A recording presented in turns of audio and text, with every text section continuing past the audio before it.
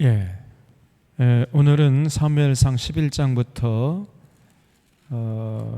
15장까지가 이제 11장부터 시작되는 내용이 15장에서 한 단락이 돼요. 그래서 아무리 시간이 많이 걸리더라도 15장까지는 해야 됩니다. 11장부터 15장까지. 그래서 성경을 한 구절 한 구절 한 부분만 보려고 해서는 안 되고요. 그 단락이 있어요. 그 단락 그걸 우리가 잘 살펴봐야 성경에서 전하고자 하는 메시지를 온전히 올바로 들을 수 있는 거죠. 그래서 오늘 사무엘상 11장부터는 이제 사울이 이제 왕으로 등극했잖아요. 그래서 왕으로 등극한 다음에 점점 사울이 교만해져서 타락해가는 이런 과정을 보여주고 있습니다. 우리가 지난번에 사무엘상 10장 끝에 사울이 왕으로 등극할 때 어떤 사람들은 저까짓 게 무슨 왕이냐, 저 베냐민 지파 가장 작은 지파 중에서도 가난한 아무것도 내놓을 것 없는 집안 출신 저 사울이 무슨 왕이 된단 말이냐, 사울이 왕이면 나는 황제다 막 이러면서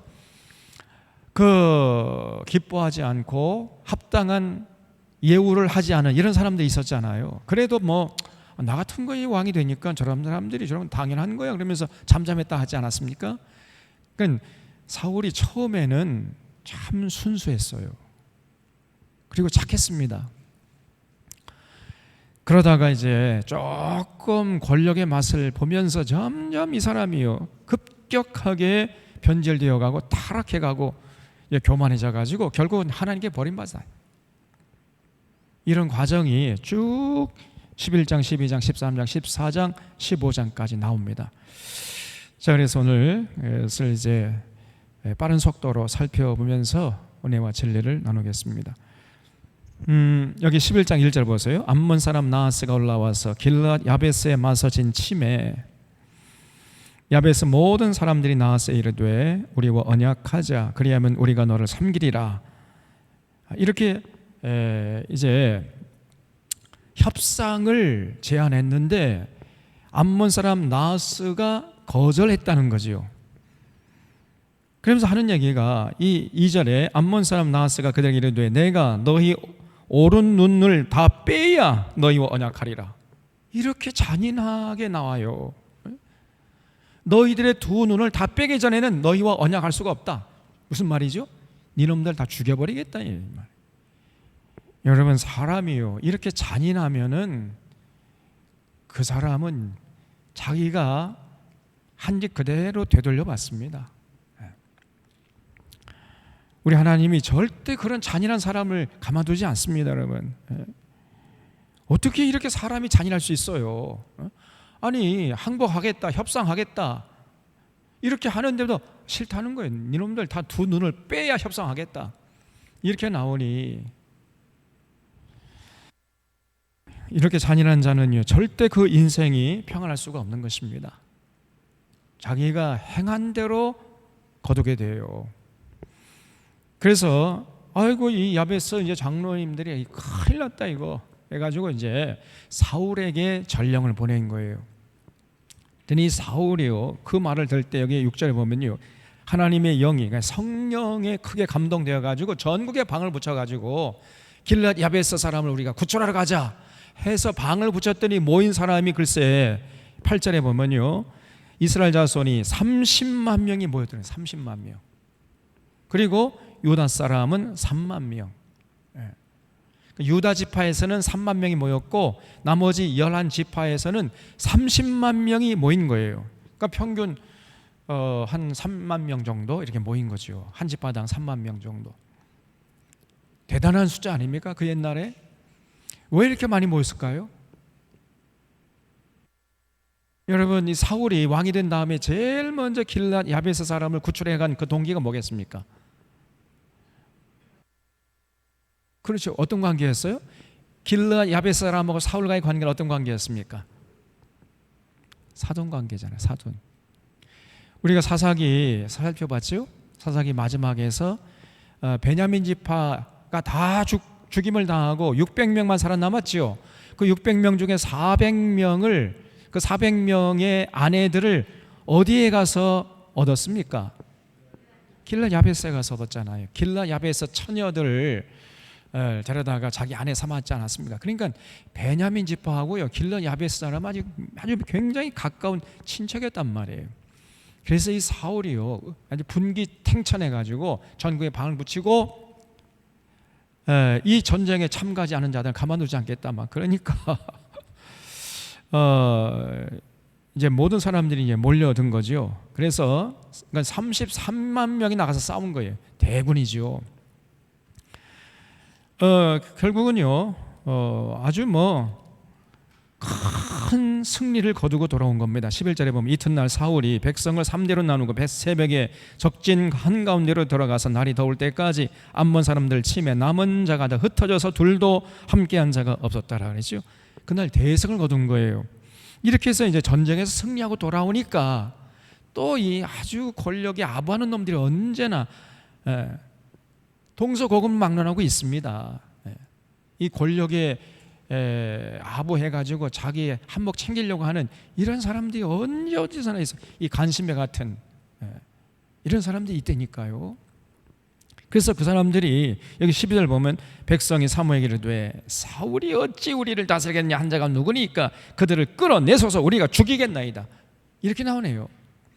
베하 그 예전에 베하께서 왕으로 등극할 때 적간놈이 무슨 왕이냐, 저게 왕이면 나는 황제다, 이런 놈 끌어내가지고 색출해가지고 다 죽여버립시다. 그냥 딸랑딸랑 이렇게 한 거죠.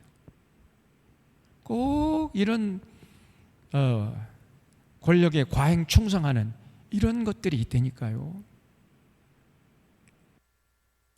근데 그때 사울이요 13절에 이르되 이 날에는 사람을 죽이지 못하리니 여호와께서 오늘 이스라엘 중에 구원을 베푸셨음이니라.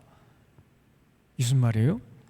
아니 오늘은 우리가 대승을 거둔 날 아니냐, 오늘 기쁜 날이고 축하해야 할 날인데 왜 이 기쁜 날에 사람을 죽이느냐, 그렇게 하지 말아라 하면서 물리셨다는 거예요.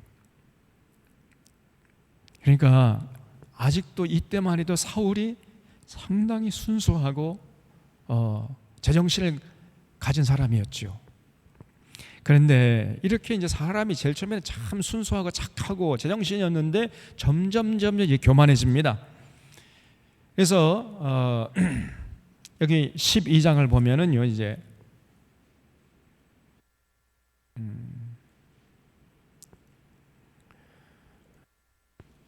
여기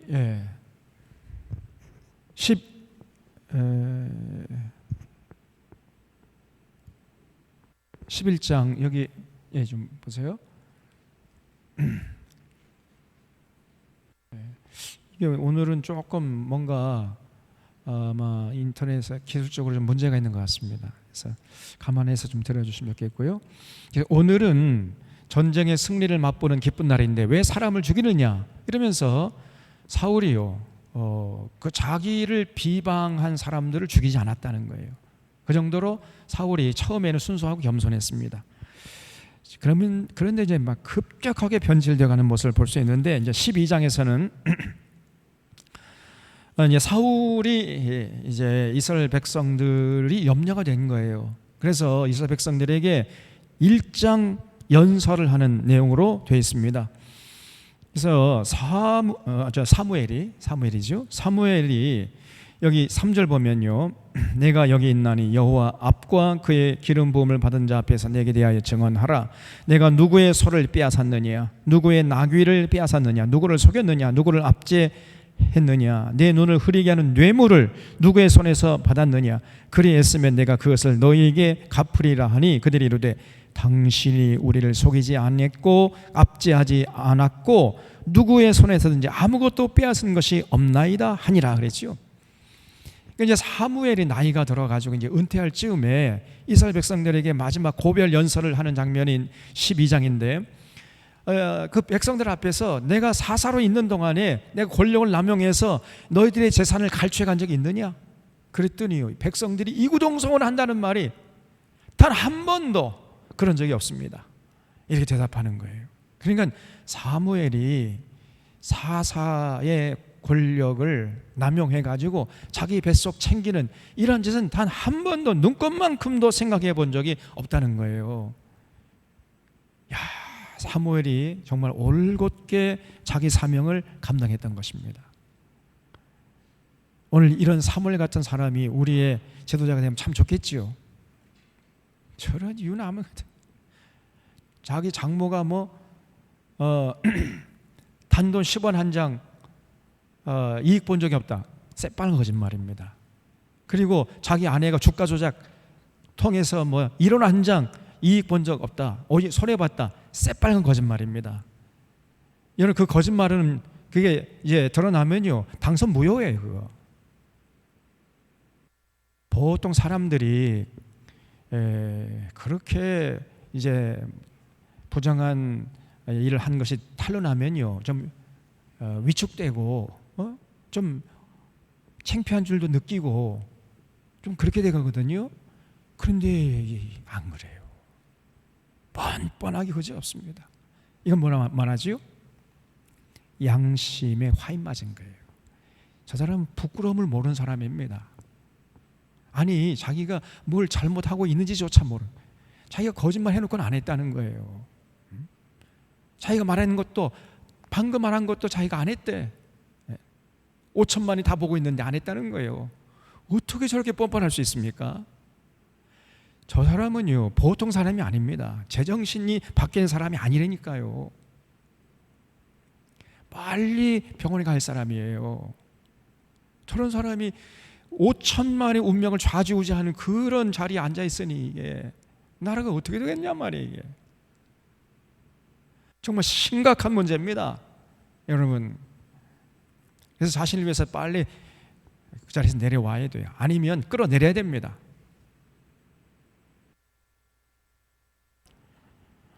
근데 이 사무엘은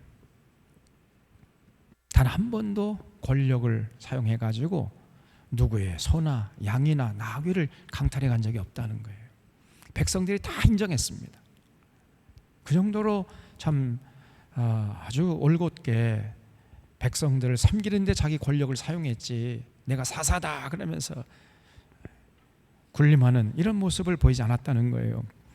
자, 이렇게 이제 백성들에게 인정받고 존경받았던 사무엘이 마지막으로 백성들에게 당부하는 게 있어요. 그게 뭐냐면 여기 14절, 너희가 만일 여호와를 경외하여 그를 섬기며 그의 목소리를 듣고 여호와의 명령을 거역하지 아니하며 너희와 너희를 다스리는 왕이 너희 하나님 여호와를 따르면 좋겠지만은 너희가 만일 여호와의 목소리를 듣지 아니하고 여호와의 명령을 거역하면 여호와의 손이 너희의 조상들을 치신 것 같이 너희를 치실 것이라.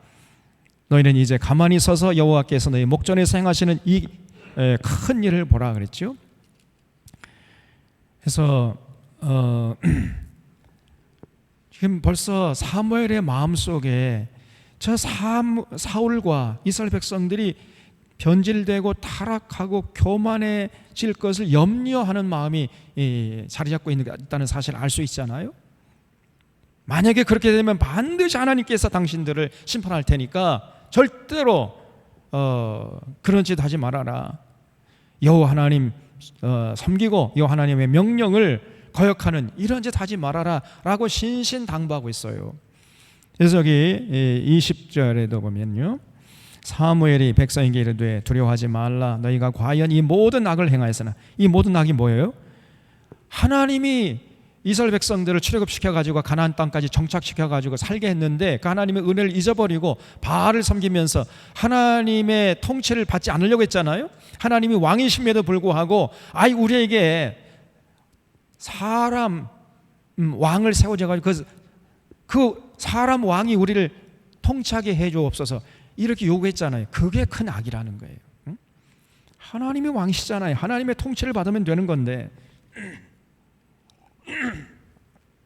그래서 너희가 과연 이 모든 악, 모든 죄를 행하였지만은 그러나 그 하나님이 그 용서하신다는 거예요. 그건 과거에 잘못했지만 이제부터 잘하라는 겁니다. 이제부터라도. 그래서 여호와를 따르는 데서 돌아서지 말고 오직 너의 마음을 다하여 여호와를 섬기라. 돌아서서 유익하게도 못하며 구원하지도 못하는 헛된 것을 따르지 말라. 그들은 헛되니라. 여호와께서 너희를 자기 백성으로 삼으신 것을 기뻐하셨으므로 여호와께서는 그 크신 이름을 위해서라도 자기 백성을 버리지 아니할 것이요 나는 너희를 위하여 기도하기를 쉬는 죄를 여호와 앞에 결단코 범하지 아니하고 선하고 의로운 길을 너희에게 가르칠 것인즉 너희는 여호와께서 너희를 위하여 행하신 그 큰 일을 생각하여 오직 그를 경외하며 너희 마음을 다하여 진실히 섬기라. 만일 너희가 여전히 악을 행하면 너희와 너희 왕이 다 멸망하리라. 이렇게 엄하게 경계했습니다. 이게 사무엘의 마지막 연설이에요. 그래서 이제 아니나 다를까 이 사무엘의 걱정이 괜한 걱정이 아니었단 말이에요. 이게. 날이 갈수록 이 사울이 급격하게 변질되어 가지고 하나님 마음을 아프게 하고 하나님의 뜻을 대적하는 것입니다.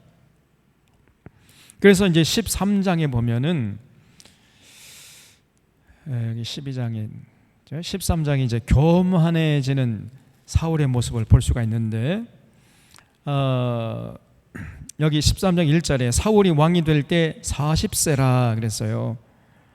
그가 이스라엘을 다스린 지 2년에 그러니까 왕이 된 지 2년 만에 결국은 이제 자기 군사들을 택해 가지고 3,000명 택해 가지고 2,000명은 자기를 지키게 하고 1,000명은 또 요나단 그 아들이지요. 요나단 이게 손에 들려 가지고 베냐민 기브아를 지키게 했다. 이렇게 나오죠.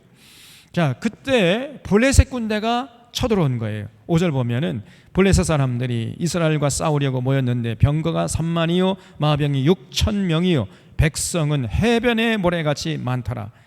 그러니까 이 블레셋 군대가 대군이 쳐들어온 거예요. 대군이 병거 그러니까 병거면 이제 마차죠. 마차로 하는 그 군대가 3만 명이고 마병이 그러니까 말탄 마병이 6,000명이고요. 야, 여러분 6,000명 말탄 군대가 6,000명이 휩쓸고 가봐요. 제가 옛날에 그 몽골 가서 성경 강좌 한 적이 있는데 그때 이제 그 성경 강좌 끝나고 저쪽에 뭐 타를진가 뭐 어디 그 몽골의 휴양지가 있더라고요. 거기서 뭐 이제 그 초청한 분이 데리고 가가지고 갔는데 갑자기 뒤에서 천지를 진동하는 소리가 나요. 깜짝 놀라서 뒤돌아 봤더니 말을 탄 몽골의 청년들이 막 오는데 내가 세어보니까 나는 세상 무너진 줄 알았습니다. 땅이 진짜 지진 나는 줄 알았다니까. 그런데 확 순식간에 막 옆으로 스쳐 지나가더라고요. 이렇게 세어보니까 한 10마리 정도, 그러니까 10명 정도가 타고 앉아있는. 그런데 들리는 소리는 천지를 지축이 흔들리고요. 와, 얘는 종말 오는 줄 알았다니까요. 10마리가 타고 가는데, 근데 여기는 몇 마리라고요? 6,000마리, 6,000명이 타고 있었단 말이에요. 6,000명. 이거는 진짜 무시무시한 군대입니다.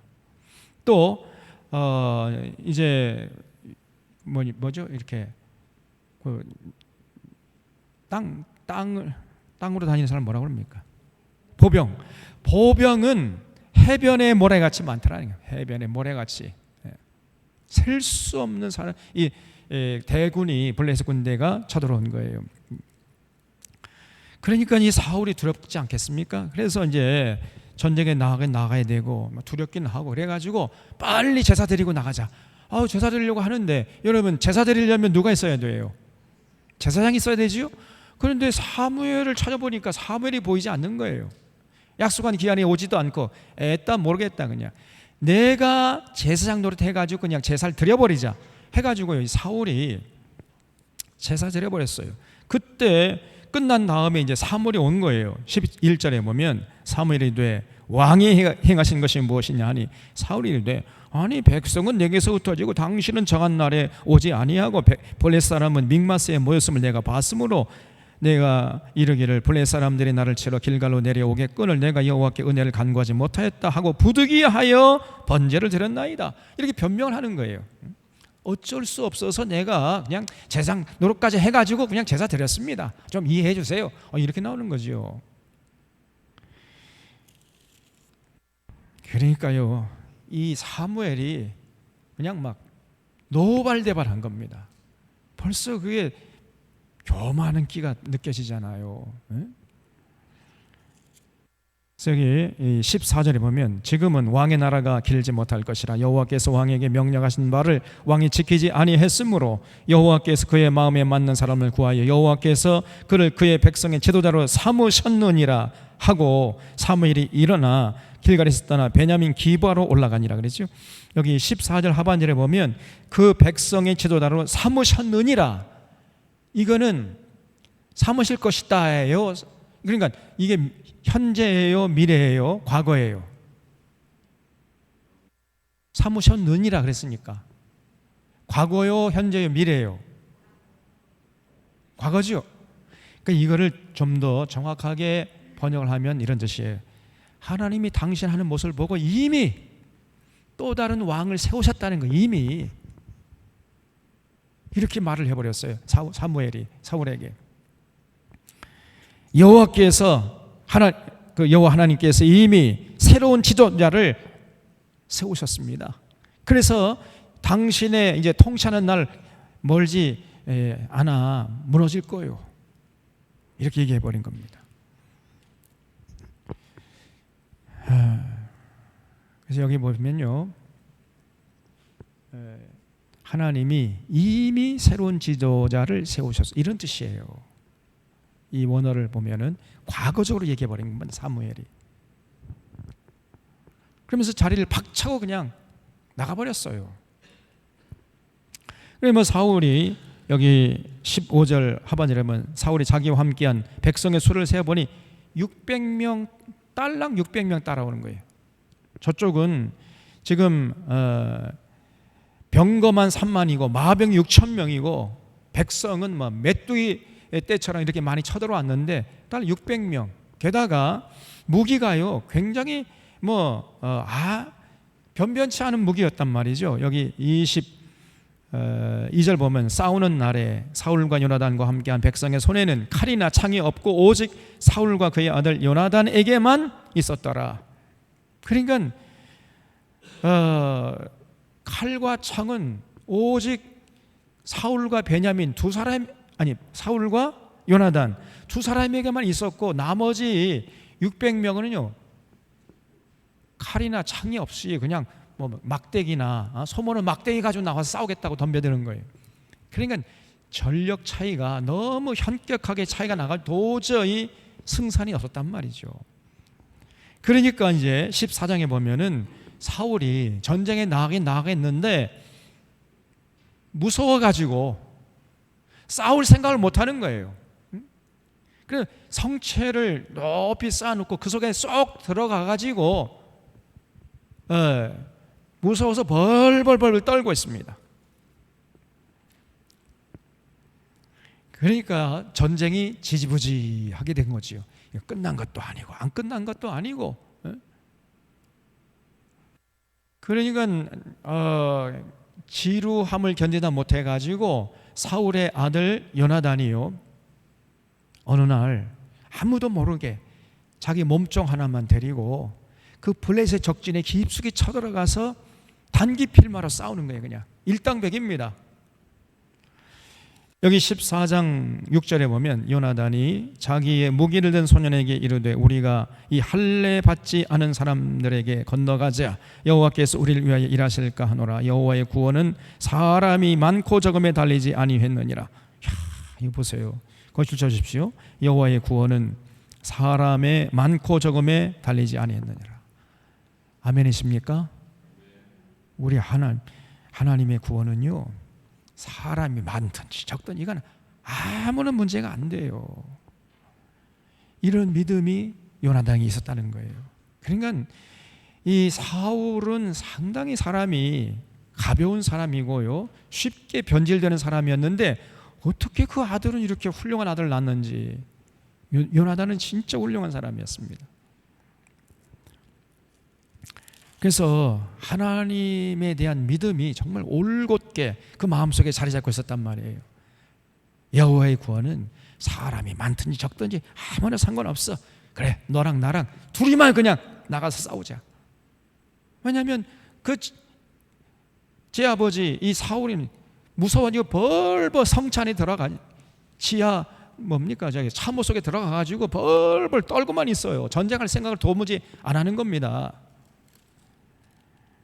그러니까 이제 요나단이 나선 거죠. 그래서 17절에 무기를 든 자가 그에게 이르되 당신의 마음에 있는 대로 다 행하여 앞서가소서 내가 당신과 마음을 같이하여 따르리이다. 이러면서 이제 둘이서만 쳐들어가는데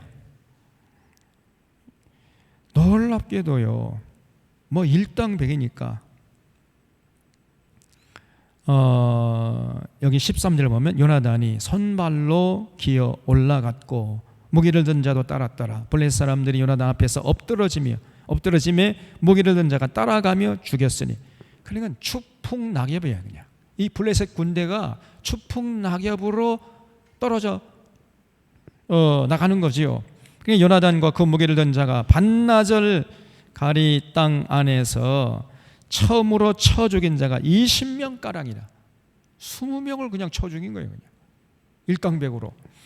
그러니까 들에 있는 진영과 모든 백성들이 공포에 떨었고 부대와 노략군들도 떨었으며 땅도 진동하였으니 이는 큰 떨림이었더라. 그러니까요. 이스라엘 진영에서 보니까 지금 블레셋 진영이 막 추풍낙엽으로 사람들이 막 나가 떨어져 죽거든요. 이게 도대체 무슨 일이냐? 이 사울이란 자가요. 그 성차 안에 깊숙이 숨어 있다가 여기 18절 보면 사울이 아히야에게 이르되, 이 아히야가 당시 제사장이었어요. 실로의 엘리의 손자였죠. 하나님의 궤를 이리로 가져오라 하니, 이거 보세요. 그걸 줄쳐보세요. 하나님의 궤를 이리로 가져오라. 이게 얼마나 무엄한 놈이냐 말이에요. 벌써 해서 교만기가 느껴지잖아요. 아니 언약궤를 이리로 가져오라 하면 됩니까 안 됩니까? 하나님이 움직여야 되겠어요? 자기가 하나님께 나가야 되겠어요? 예? 언약궤를 가져오라 하면 됩니까? 자기가 언약궤 있는 대로 가야지. 얼마나 벌써 교만하냔 말이에요. 이게 제사장에게 명령하기를 언약궤를 이리로 가져오라. 벌써 얼마나 교만하냔 말이에요. 이게. 그러면서 이제 도대체 이게 무슨 일인가 알아보려고 언약궤를 가져오라 하는 거예요. 자기가 하나님께 나가서 이게 무슨 일이냐 여쭤봐야 할 거 아니에요. 그때 이제 19절에 사울이 제사장에게 말할 때에 블레셋 사람들의 진영에 소동이 점점 더한지라. 사울이 제사장에게 이르되 내 손을 거두라 하고 사울과 그와 함께한 모든 백성이 모여 전장에 가서 본즉 블레셋 사람들이 각각 칼로 자기의 동무들을 침으로 크게 혼란하였더라. 그렇죠? 그러니까 자중질환이 일어나는 거예요. 블레셋 진영에서. 그래서 더 자세히 살펴보니까 21절에 전에 블레셋 사람들과 함께 하던 히브리 사람이 사방에서 블레셋 사람들과 함께 진영에 들어왔더니 그들이 돌이켜 사울과 요나단과 함께한 이스라엘 사람들과 합하였다는 거죠. 그들이 돌이켰다는 말이 무슨 말이에요? 반역했다는 거예요. 반역. 그러니까 처음에 이 블레셋 군대가 쳐들어올 때 히브리 사람들이 블레셋 군대와 함께 쳐들어왔다는 거예요. 그러다가 이제 요나단이 단기 필마로 들어가서 막 싸우니까 그 기회를 타가지고 히브리 사람들이 블레셋 군대를 반역해가지고 오히려 요나단 편에 서서 요나단을 도와서 같이 싸웠다는 겁니다. 여기 히브리 사람 그걸 줄쳐주세요. 히브리 사람이란 말은 이스라엘 백성이란 말과 좀 다른 얘기예요. 혼동하면 안 됩니다. 원래 그 출애굽할 당시에 이제 히브리 사람들이 나왔죠. 히브리 사람이 나와가지고 가나안 땅에 정착한 건 맞습니다. 근데 여기서 히브리라는 사람이란 말은 무슨 뜻이냐? 원래 히브리라는 말은 사회 이 사회학적인 용어예요. 히브리라는 단어가. 그래서 그 사회의 가장 낮은 계층의 사람들, 그래서 가난해가지고 이리저리 정처 없이 떠돌아다니는 떠돌뱅이, 이거를 히브리 사람이라고 합니다. 원래 출애굽할 당시에 이스라엘 백성들이요, 히브리 사람들, 다시 말하면 천민이었잖아요. 천민. 애굽의 노예 생활하던 사람들 아니었습니까? 그래서 여기 원래 히브리란 단어 자체가 사회학적인 용어예요. 이 두 가지 의미가 있어요. 그래서 기층, 사회의 가장 밑바닥에 있는 가난한 떠돌뱅이, 가난한 사람들이라는 뜻이 있고, 또 하나는 강을 건너온 사람들이라는 뜻이 있습니다. 강 건너온 사람들. 이런 두 가지 뜻인데, 여기서는 아주 기층 민중이라는 거예요. 찌을 때 가난해가지고 먹을 것이 없이 그냥 떠돌아다니다가 블레셋 군대 용병으로 참여했다가 요나단의 그 용맹을 보고 때는 있다다 해가지고 반역을 일으켜서 요나단 편에 붙어버린 거예요. 그냥. 그래서 그 블레셋 진영에서 자중질환이 일어나 버린 겁니다. 지들끼리 뭐 서로 칼 부리면 서로 쳐 죽이고 죽고 그러는 거예요. 그러니까 그 모습을 보고 이제 이스라엘 사람들이 용기 백배가 야! 막 함성 지르면서 같이 이제 합세해가지고 블레셋 진영을 쳤다는 거죠. 그래서 22절에 에브라임 산지에 숨었던 이스라엘 모든 사람도 블레셋 사람들이 도망함을 듣고 싸우러 나와서 그들을 추격하였더라. 여호와께서 그날에 이스라엘을 구원하심으로 전쟁이 벳아원을 지나니라. 벳아원이라는 말은 베델이네. 베델의 또 다른 말이 벳아원이에요. 그러니까 베델까지 그 전쟁의 여파가 미쳐가지고 다시 말하면 큰 전쟁이었다는 거지요. 그러니까 그날 대승을 거둬버린 겁니다. 그러니까 요나단의 이 한 사람의 이 용맹스러운 행동이 그 블레셋의 대군을 물리쳐버린 거예요. 그냥 놀라운 기적이 일어난 거죠. 그러니까 이제 사울이라는 사람이요, 아니 그러면 가만히 있으면 좋은데 이 사람이요 또 이제 조금 자기가 좀 자기 입장이 난처했는지 말이죠, 갑자기 어깨에 힘을 주더니 제군들 다 모여라, 장군들 전부 모이게 한 다음에 한다는 얘기가 지금부터 블레셋과의 전쟁이 끝나는 때까지 금식을 선포한다. 만약에 이 명령을 어기면 군법회의에 회부해가지고 엄벌에 처하겠다는 거예요. 아니 지금 전쟁이 벌어졌는데 전쟁터에 나가는 군인들에게 금식하라고 하니 이 제정신입니까? 벌써 이 교만해가지고 이제 판단력이 상실되어 버린 거죠. 해야 할 말과 하지 말아야 할 말을 분간하지 못하는 단계에 이르러 버린 겁니다. 왕이 이런 처신을 하니 말이죠. 그 지금 막 한참 블레셋과 싸우고 있는데 갑자기 군사들 전부 모이게 하더니 지금부터 금식을 하라는 거예요. 금식. 배가 고프면 어떻게 전쟁에 나서 싸웁니까? 금식할 때가 따로 있지. 지금 전쟁하는 턴 군사들을 배불리 먹여도 시원찮을 판인데 금식하라고 하니 어떻게 전쟁을 하겠냔 말이에요.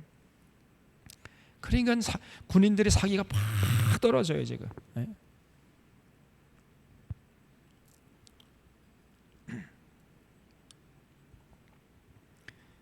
꼭 윤석열 같지요? 저희 국방부 건물을 전부 다 비우게 해가지고 지금 군인들의 사기가 말이 아닙니다. 국방부로 가면 안 돼요. 또 대통령이. 근데 지금은 또 알게 모르게 또 다 청와대 사용하고 있답니다. 잠만 자지 않을 뿐이지 청와대 다 지금 다시 사용하고 있대요. 그럼 용산은 왜 간 거예요 도대체가?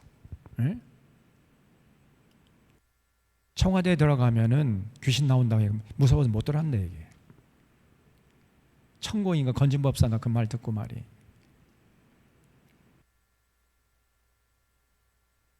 저런 정신 나간 자가 어디 있습니까, 여러분? 왜 그 멀쩡한 국방부 용산 건물을 다 나가게 해가지고 거의 그 이전하고 말 이렇게 연쇄 이동하다 보니까 비용이 1조 원 이상 든다는 거 아닙니까? 이 나라의 기강을 어지럽히고 국군의 사기를 땅에 떨어뜨리게만 꼭 사울같이 하잖아요. 지금요. 사울이 그런 거예요. 사울이. 제가 이걸 읽으면서 야, 어쩌면 이 사울과 똑같은가. 저 왜 저래요? 저 교만기가 하늘을 찌르고 있습니다. 저게. 예?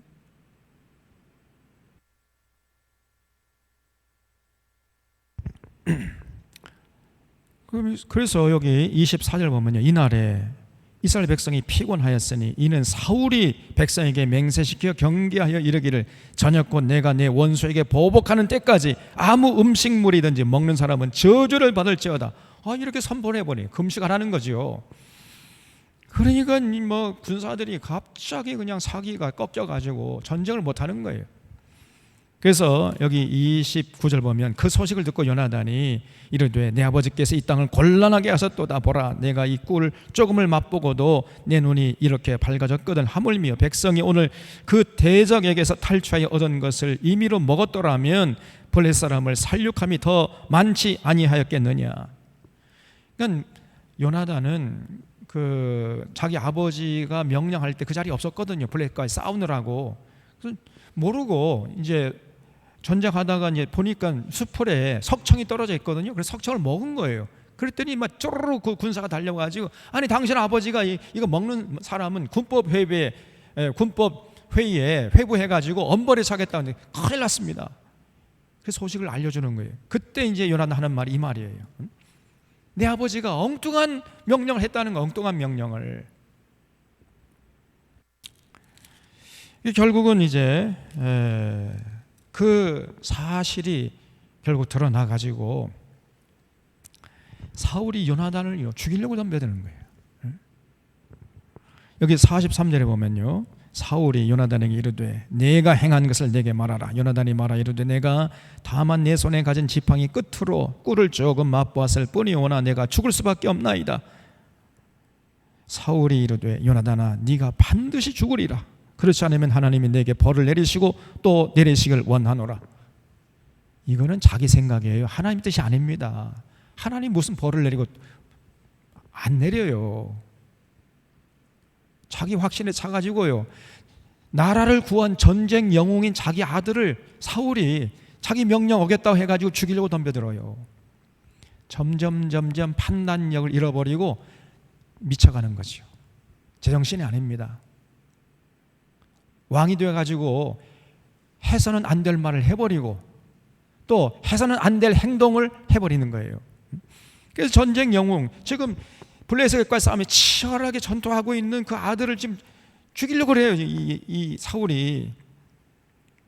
그러니까 그 옆에 있던 이 주변 사람들이요, 뭐라고 얘기해요? 45절에 백성이 사울에게 말하되 이스라엘의 이 큰 구원을 이룬 요나단이 죽겠나이까? 결단코 그렇게 하지 아니하네. 그렇게 아니하니이다. 여호와의 살아계심을 두고 맹세하옵나니 그의 머리털 하나도 땅에 떨어지지 아니할 것은 그가 오늘 하나님과 동역하였음이니라 하여 백성이 요나단을 구원하여 죽지 않게 했다는 거죠.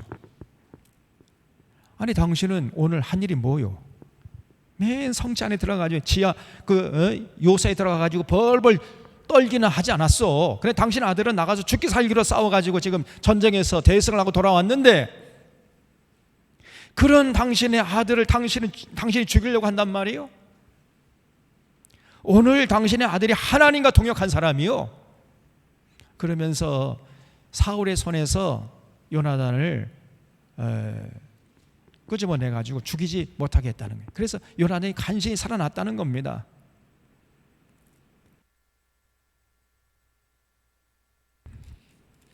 그러니까 이 사울이라는 사람이요, 이제 뭐 어디로 튈 줄 몰라요.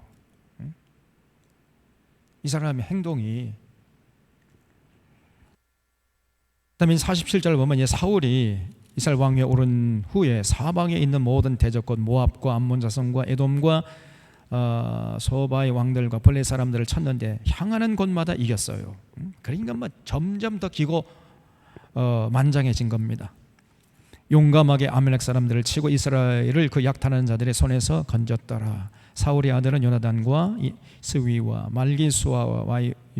그의 두 딸의 이름은 이러하니 맏딸의 이름은 메랍이요 작은 딸의 이름은 미갈이며 미갈이 참 아름다웠던 것 같아요. 외모가. 그런데 속은 엉터리입니다. 어쨌든 뭐 외모가 이렇게 아름다워가지고 이제 다윗이 나중에 짝사랑하는 흠모하는 이런 여성이었는데 나중에 더 말씀드릴게요. 사울의 아내의 이름은 아히노아미니 아히마스의 딸이요 그의 군사령관의 이름은 아브넬이니. 그러니까 사울의 군대 장관이 이제 아브넬인데 사울의 숙부 넬의 아들입니다. 숙부가 뭐죠?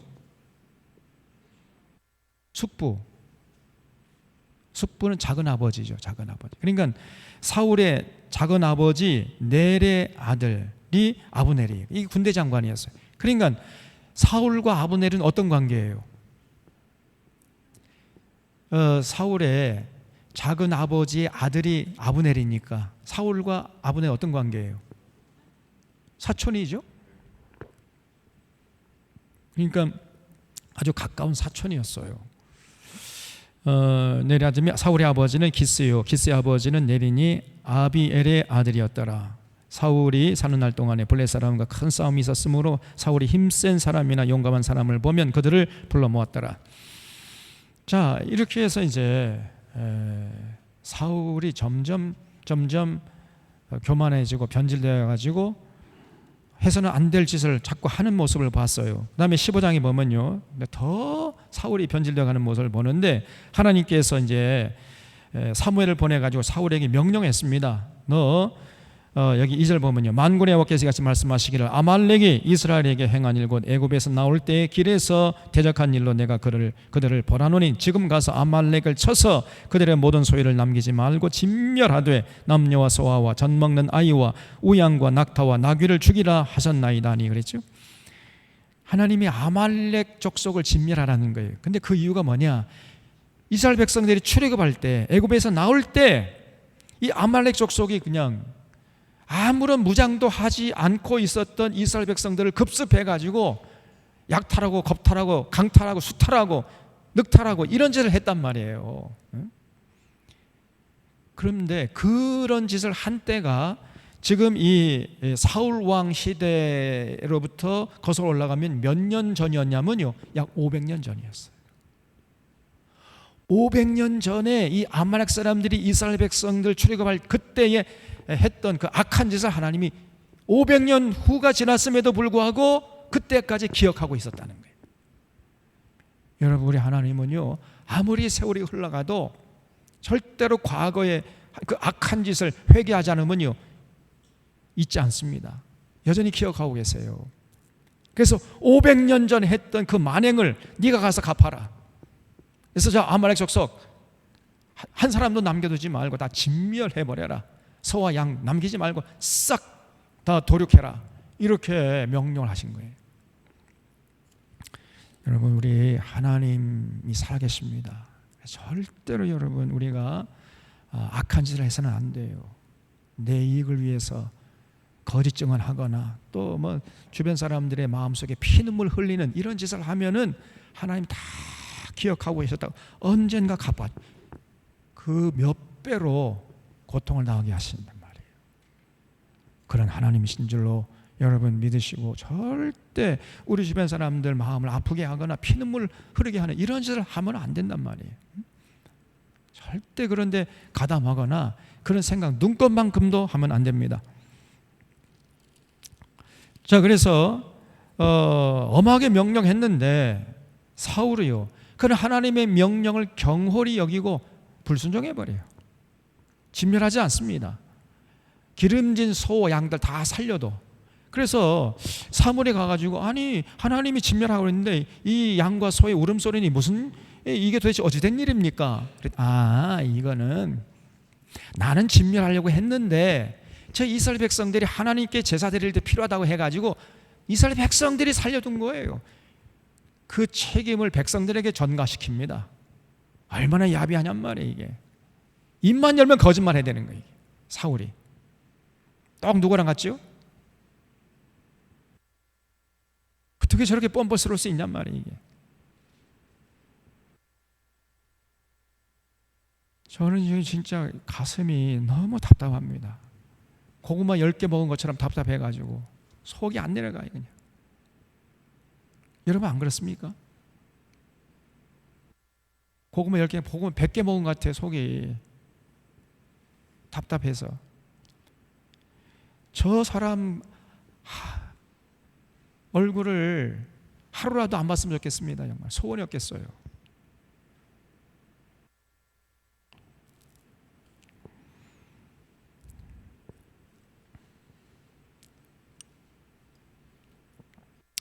그래서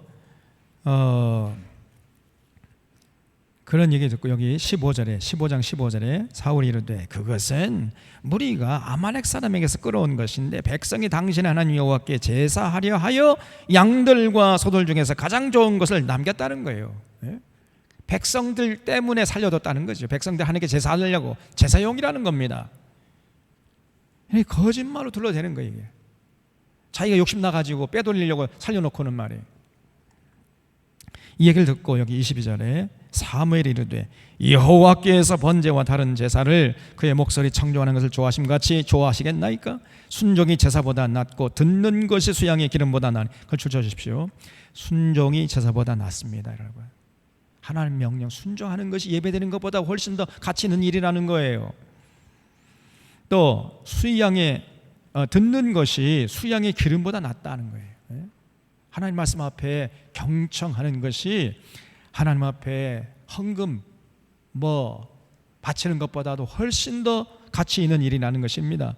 그래서 이를 거역하는 것은 점치는 죄와 같고 완고한 것은 사신 우상에게 절하는 죄와 같음이라. 왕이 여호와의 말씀을 버렸으므로 여호와께서 왕을 버려 왕이 되지 못하게 하셨나이다. 이러면서 그냥 그 자리를 박차고 나와버렸어요. 그리고 그 후로부터 단 한 번도 사무엘이 다시는 사울을 찾아가지 않았습니다. 만나주지 않았어요. 그래서 여기 34절에 이에 사무엘은 라마로 가고 사울 기브와 자기 집으로 올라가니라. 사무엘이 죽는 날까지 사울을 다시 가서 보지 아니하였으니 이는 그가 사울을 위하여 슬퍼함이었고 여호와께서는 사울을 이스라엘 왕으로 삼으신 것을 후회하셨습니다. 우리 하나님이 후회 잘 안 하시는 분인데 이때 내가 왜 사울을 왕으로 세웠을까 하면서 후회하셨다는 거예요.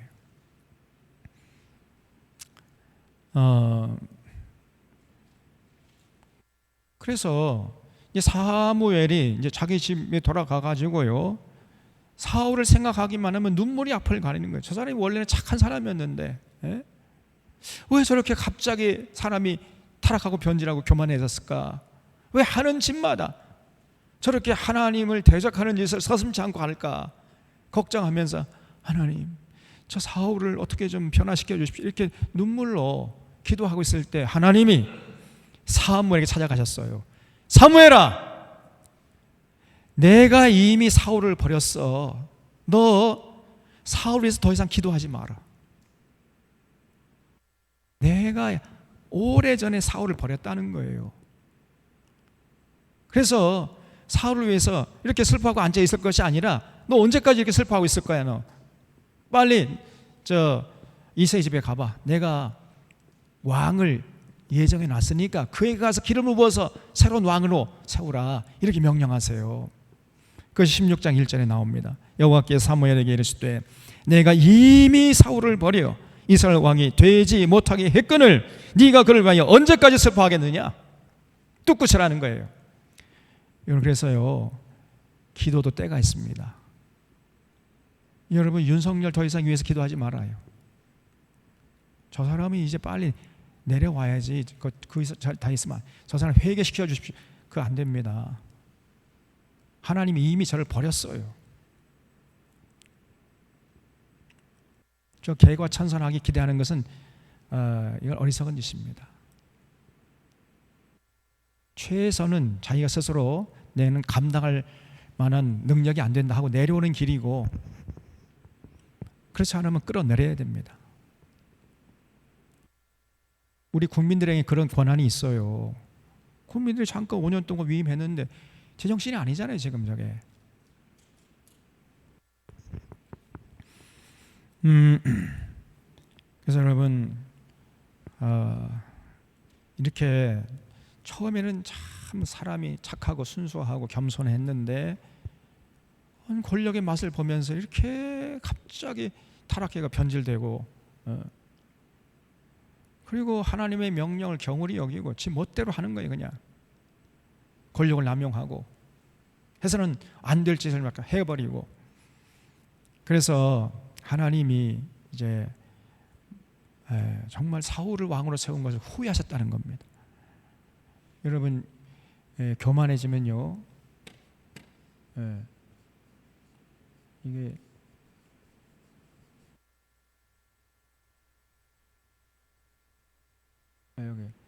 교만해지면 생각이 허망해지고 마음이 어두워져서 천지분간을 못하게 됩니다. 그래서 로마서 1장 21절 23절에 하나님 알되 하나님 영화롭게 아니하며 감사치도 아니하고 오히려 그 생각이 허망하여진다. 허망이란 말이 나오거든요. 허망이란 말은 그냥 자기 유익만 골똘히 생각한다는 거예요. 사람이 좀 성숙한 인격의 소유자는 좀 남도 생각하고 남도 배려할 줄도 알고, 자기가 왕이 되었으면, 대통령이 됐으면은 국민을 생각해야 되는데 전혀 그런 눈꼽만큼도 생각이 없어요, 이 사람이. 그게 허망한 것입니다. 그럼 어떻게 돼요? 허망하면요, 어떻게 되느냐? 이제 미련한 마음이 어두워집니다.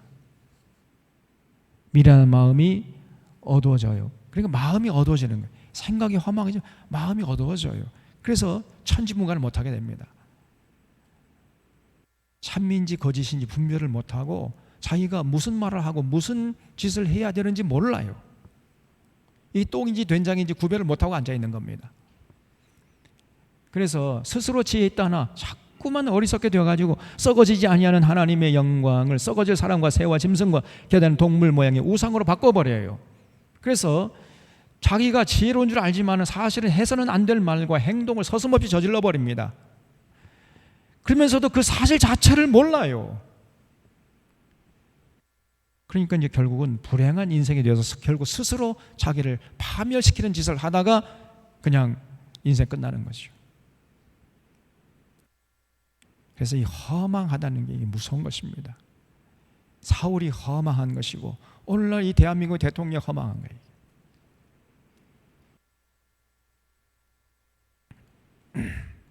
그래서 여기 이제 시간이 많이 가서 여러분, 우리 여호와 하나님은 교만한 자를 있잖아요. 쓰시다가도 버리십니다. 그래서 교만은 패망의 선봉이라 그랬잖아요. 그래서 우리는 모든 영광을 하나님께 돌리고 언제나 겸손한 모습을 잃지 말아야 됩니다. 목사가 교만한 사람들 많아. 목사가 교만한 사람의 특징이 뭐냐? 자꾸 세습을 해요. 자기가 큰 교회 이뤘다 해가지고 그 교회가 자기 거요?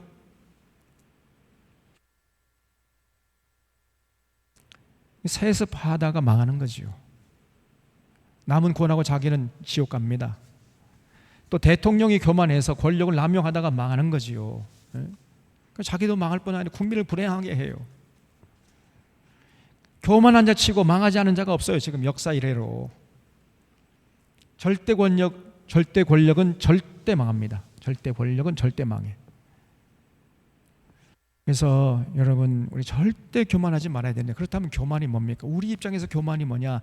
이거를 해석해 보면 하나님이 줄로 재어준 구역을 이탈하는 것, 이 교만이에요.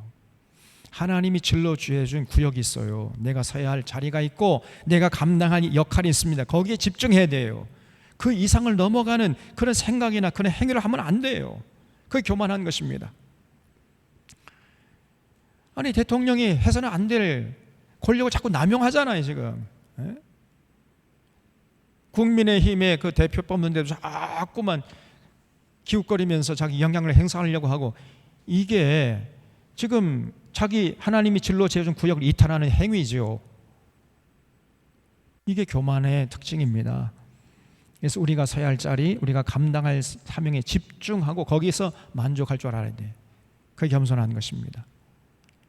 절대 우리는 이런 우를 범해서는 안 되고, 우리가 우리 시간과 재능과 물질과 우리가 가진 모든 걸 다 동해서 우리가 서야 할 자리가 어딘가 잘 분별하고 감당할 사명을 감당하는 거기에 집중하고 거기에 초점을 맞춰서 살아가는 이런 모습을 결단코 잃지 말고, 그런 삶을 통해서 이제 모든 영광을 하나님께 올려드리고 끝까지 겸손한 모습을 잃지 않는 우리 사랑하는 사론의 교우들 다 되시기를 바랍니다. 기도하겠습니다.